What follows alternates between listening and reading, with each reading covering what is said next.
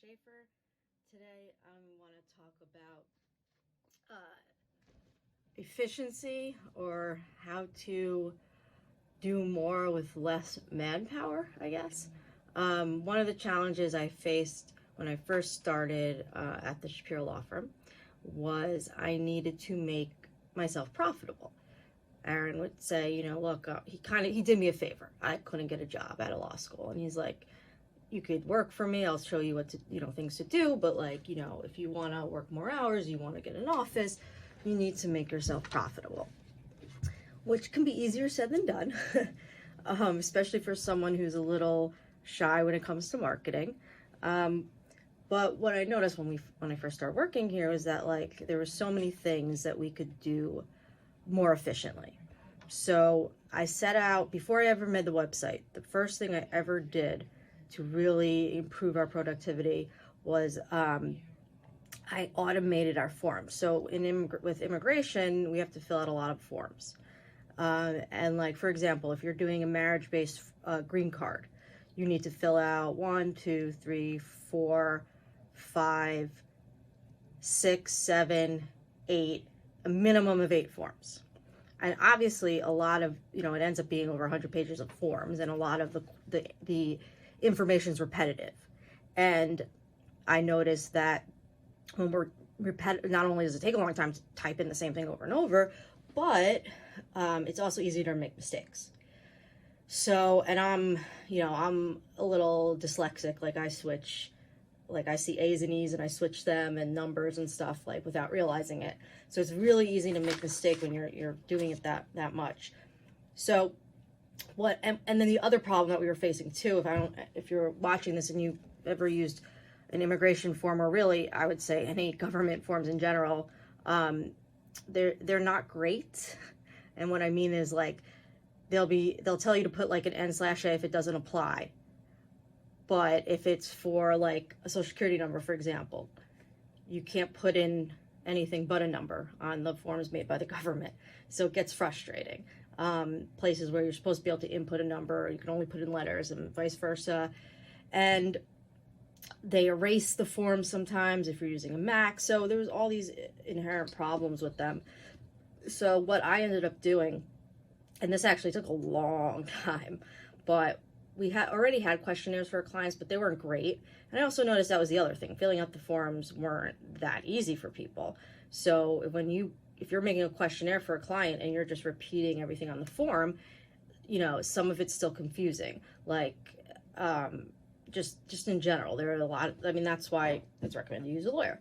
So I purchased Adobe Acrobat, which is a PDF form creator and filler outer.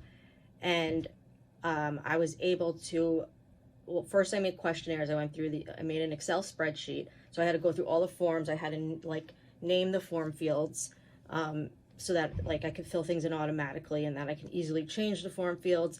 I'm sure I'll show some screenshots of this, but it's a little complicated to explain because there's a lot of steps, but I don't have a background in computers or IT. I just figure it out. So it's definitely something anyone can do. And obviously, depending on which area of law you practice, there's going to be different things you could do. I've done this also with our divorces, because we do a lot of uncontested divorces, but those forms are a little more difficult to automate due to other issues. So I had to first make spreadsheets with the question. I had to break it up into topic area, so the form's not always that simple. Then I had to name the form field. So for example, everywhere I'm going to put an applicant's name, you have to split it up between first, last, and middle. So it would be name dot first, or applicant dot name dot first, applicant dot name dot last, and you have to keep a running list of that and use that. Then once you do all that, you got to flatten these forms from the government. So you got to print, save as PDF. Then you flatten them. You get rid of their form fields, which they've tried to have increased security on them over the years, and they've never been able to stop me from getting rid of their form fields. So then I put my own form fields in. So I literally make them. I have to then label what they are, and then I have to have them correspond to the same boxes on the questionnaire. So basically what it all amounts to is I have like for that type of application where you have like 8 or 9 different applications to fill out, I have a 15-page questionnaire that will fill out hundreds of pages of forms.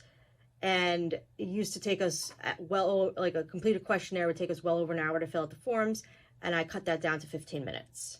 So it was really, really helpful. And any time that you can find something in your practice that you can automate, or that you can cut down on your workload, it really cuts away from it. You know, that these are tasks that a paralegal would do or an assistant would do. You don't necessarily need to be an attorney to do that. Obviously, I need to review it, of course. But point is, I was able to really make myself more productive in that and be able to focus on other things, whether it be marketing or something else.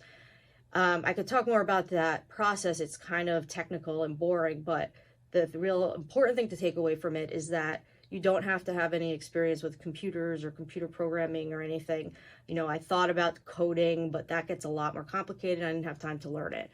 This was in my wheelhouse. It was something I read about online, how to do these things, a little trial and error. You figure it out.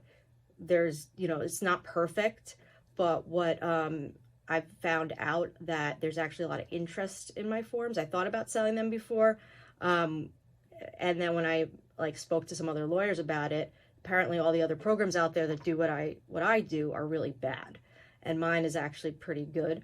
So that might be something I pursue in the future. It's always good to have other revenue streams. But yeah, I mean, if you can figure out how to automate certain things in your practices yourself, so you're going to keep a lot of money that you would have been giving to other people to do it. And that's always my goal. That's my goal with all of this, is keep as much money as possible. Well, that is all today for #FollowAttorneyAmanda. I'll see you next time.